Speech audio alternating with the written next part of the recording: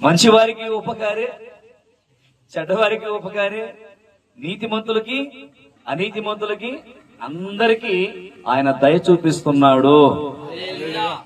ఆయన ప్రేమ శాశ్వత కాలం ఉంటుంది, ఆయన దయ ఆయుష్ కాలం అంతా ఉంటుంది. కాబట్టి మరి ఈ సహోదరి జీవితంలో దేవుడు చేసిన మేలును బట్టి నేను చాలా సంతోషపడుతున్నాను. మరి ఒక స్త్రీగా ఉండి మరి ఈ స్థలం కొనుక్కోవటం, ఇల్లు కట్టుకోవటం, బోరు వేసుకోవటం అనేది సామాన్యమైన విషయం కాదండి. భార్య, భర్త, పిల్లలు అందరూ కలిసి కష్టపడి పనిచేస్తూ ఉంటారు కొన్ని కుటుంబాల్లో. కానీ పాపం ఇల్లు కట్టాలనుకుంటారు, కట్టలేకపోతుంటారు, వాయిదా పడతా ఉంటది.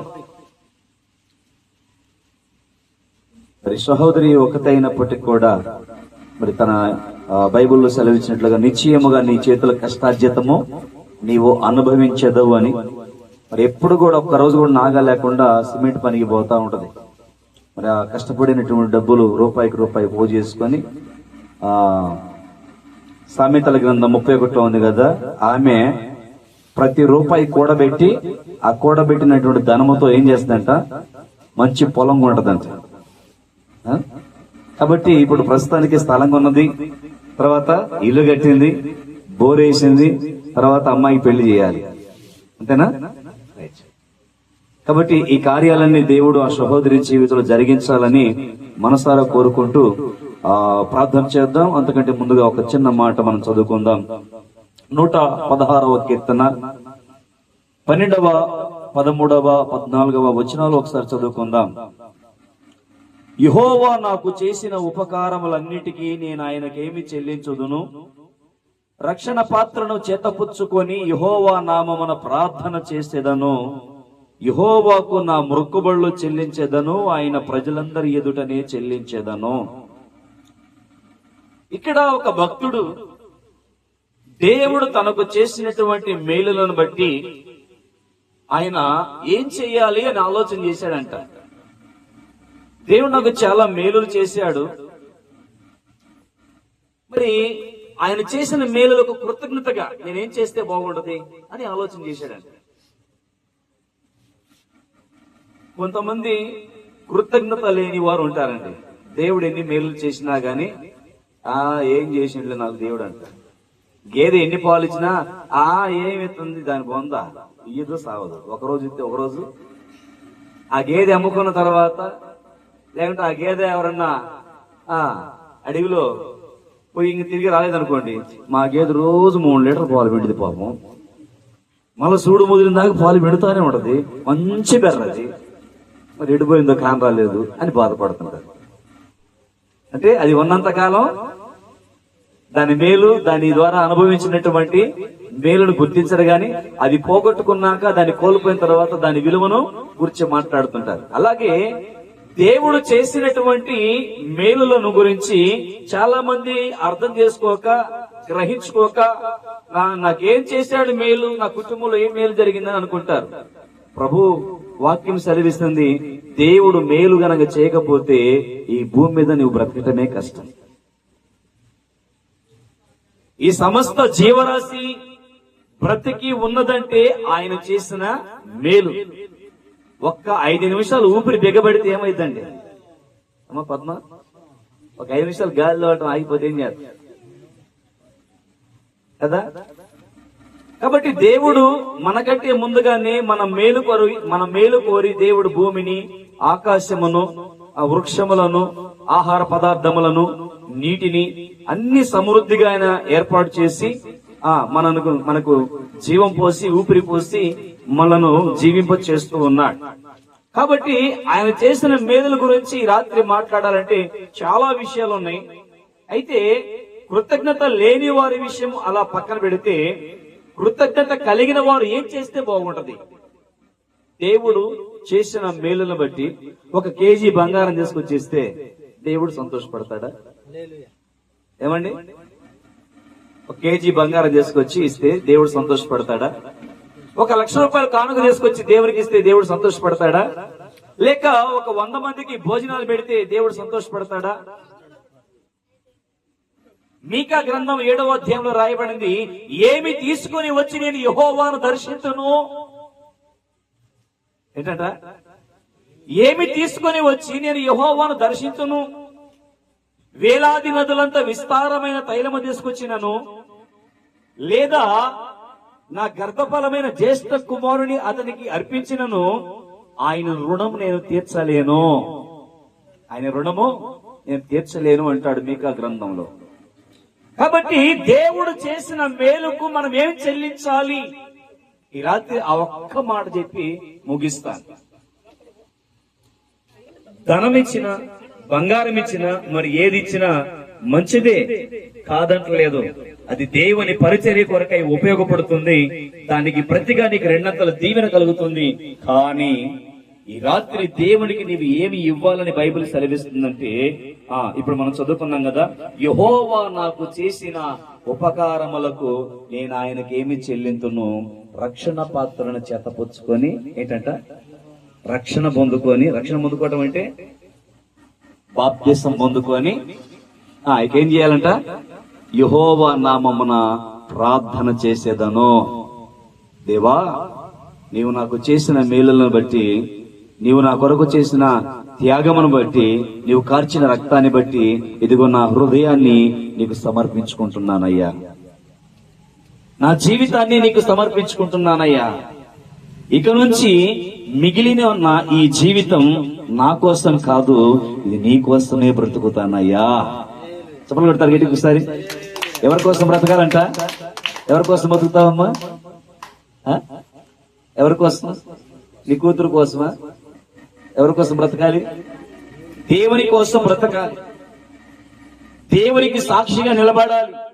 దేవా, నా జీవితం నీకు అంకితం, ఇది మొదలుకొని నా దేవుడవు నీవే. నీ రక్షణ పొంది, నీ బిడ్డగా ముద్రించబడి, నీ సాక్షిగా ఉంటానయ్యా. ప్రభువా,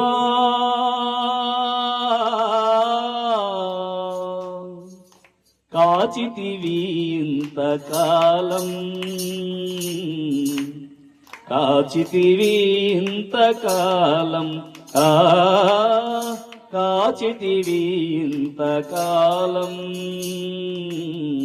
కాచితివి ఇంతకాలం. చావైన బ్రతుకైన నీ కొరకే దేవా, చావైన బ్రతుకైన నీ కొరకే దేవా. నీ సాక్షిగా నేను జీవింతునయ్యా, నీ సాక్షిగా నేను జీవింతునయ్యా. ప్రభువా, కాచితివి ఇంతకాలం, కాచితివి ఇంతకాలం. హల్లెలూయా. దేవుడు చేసిన మేలుకి ఏం చేయాలంట? రక్షణ పొందాలి.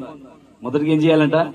ఎందుకంటే రక్షణ అనే టికెట్ నువ్వు తీసుకోకపోతే, వెండి బంగారాలు ఇచ్చినా, కుటుంబ ప్రార్థనలు ఎన్ని పెట్టుకున్నావు, అంతమందికి భోజనాలు పెట్టినా, పలహారాలు పెట్టినా, పరవాణం పెట్టినా, పంచభక్ష ఎన్ని పెట్టినా గాని రక్షణ అనే టికెట్ కనుక నువ్వు తీసుకోకపోతే నువ్వెక్కడికి పోవు? పరలోక రాజ్యానికి పోవు. ఎక్కడికి పోతావు? నరకానికి పోతావు. అడ్రస్ మారిపోతుంది. ఇక్కడ బాగా అందరం కలిసి ఉన్నాం, చక్కగా సంతోషంగా పలకరించుకుంటా ఉన్నాం. కానీ నీవు కూడా రక్షణ పొందుకుంటే రేపు మనం అందరం ఇక్కడ ఎలాగైతే సంతోషంగా ఇక్కడ జీవిస్తున్నామో, ఇక్కడన్నా కొంచెం అప్పుడప్పుడు వ్యాధులు, రోగాలు, కష్టాలు, అప్పులు, ఇల్లు, ఎండ, వాన ఎన్ని చాలా రభసంది. కానీ అక్కడికి వెళ్ళిన తర్వాత ఆనందమే ఆనందము, అక్కడ సంతోషమే సమాధానం. అక్కడ రోగాలు ఉండవు, వ్యాధులు ఉండవు, అక్కడ మరి ఏ కీడైనను, ఏ తగాదైనను, ఏ గొడవలు ఉండవు. అంతేకాదు ఇక్కడ బంగారము కొంచెం కొంచెం మునుక్కొని ఏం చేస్తున్నాం? ముక్కుకోటి అబే మరి ఏమి లేకపోతే బోసిపోయినట్టు ఉండదులే, ఎంతో కొంతలే, 10,000 అయితే ఒక ముక్కు పుట్టక, 50,000 అయితే కొంచెం చెవులకి. అమ్మాయికి పెళ్లి చేస్తున్నాం కదా, మరి ఏమి లేకుండా కొత్తగా పంపిస్తే బాగోదులే, ఏదో ఒక 2 లక్షలు పెట్టి చిన్న పాడు అని చెప్పేసి ఇంత అమౌంట్ పెట్టి ఇంత బంగారం కొంటున్నాం మనం. కానీ రేపు పరలోక రాజ్యంలో మనం నడిచేదే బంగారం మీద. హల్లెలూయా. మనం నడిచేదే బంగారం మీద. మన ఇండ్లు, మన గుమ్మములు, మన ద్వారబంధాలు ముత్యములతో అలంకరించబడినటువంటి పట్టణం అది. ఆ పట్టణంలో ప్రవేశించడానికి మనకేం కావాలంటే రక్షణ కావాలి.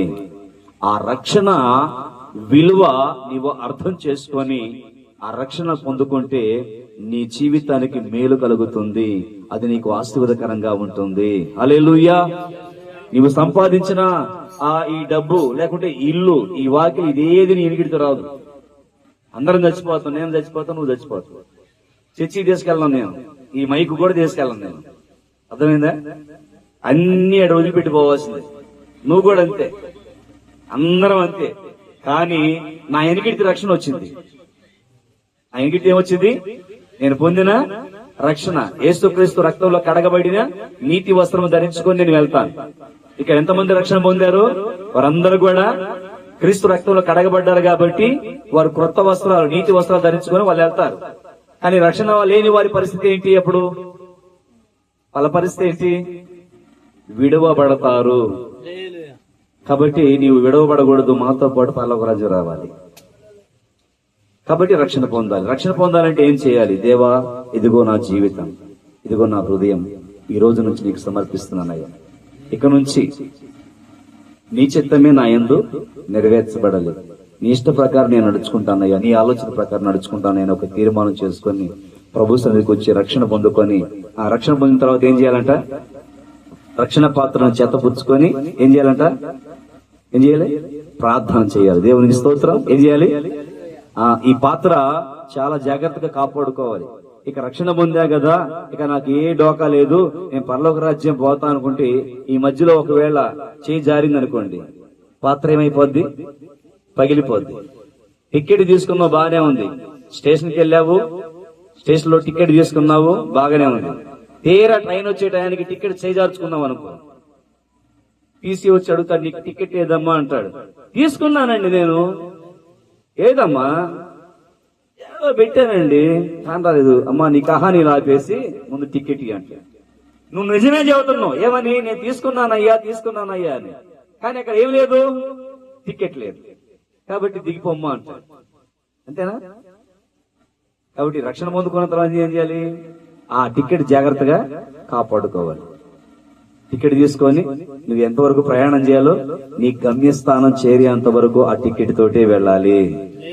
హల్లెలూయా. కొంతమంది ఒకనొక రోజు నేను ఇక్కడ నుంచి గుంటూరు ప్రయాణం వెళ్తున్నా ట్రైన్ లో, నాతో పాటు వాళ్ళు కూడా టికెట్ తీసుకున్నారు. బండి తెగంగా ఏం చేశారంటే ఇక టికెట్ తో పని చెప్పేసి పడేశారు. ఆ స్టేషన్ నుంచి బయటకు వెళ్ళే దగ్గర, ఆ గేట్ దగ్గర సెక్యూరిటీ వాళ్ళు ఉన్నారు. టికెట్ ఏదన్నారు, టికెట్ ఏదన్నారు. అలా అంటున్నారు, టికెట్ తీసుకున్నా అన్నారు. టికెట్ ఏది? ఇప్పుడే అక్కడ పడేసా అన్నారు. అక్కడ పడేస్తే కాదు, స్టేషన్ లో నుంచి బయటికి వెళ్ళేంత వరకు అది టికెట్ నీ దగ్గరే ఉండాలి. దేవుని వెళ్ళారా, ఒక రైల్వే టికెట్ కే ఇంత సెక్యూరిటీ, ఇంత వాల్యుబుల్ ఉంటే పరలోక రాజ్యానికి వెళ్లే టికెట్ కి ఇంకెంత విలువ ఉంటుంది. కాబట్టి రాత్రి ఆ టికెట్ నువ్వు పొందుకుందువుగాక. పొందుకుంటావా?